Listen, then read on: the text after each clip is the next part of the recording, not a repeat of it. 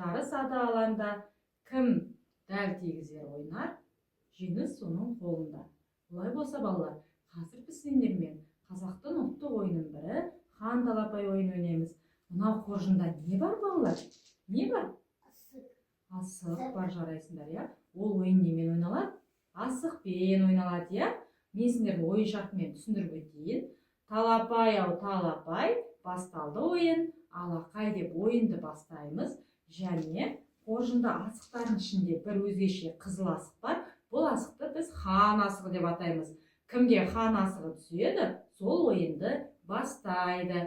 Талапай ау талапай, басталды ойын. Алақай.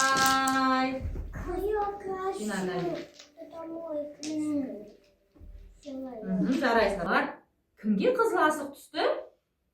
Менде. Олай болса ойынды Миша бастайды.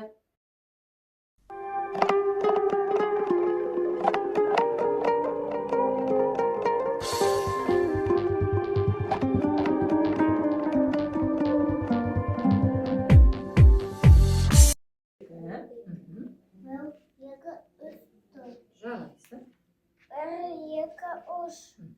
1, 2, 3, 4, 5.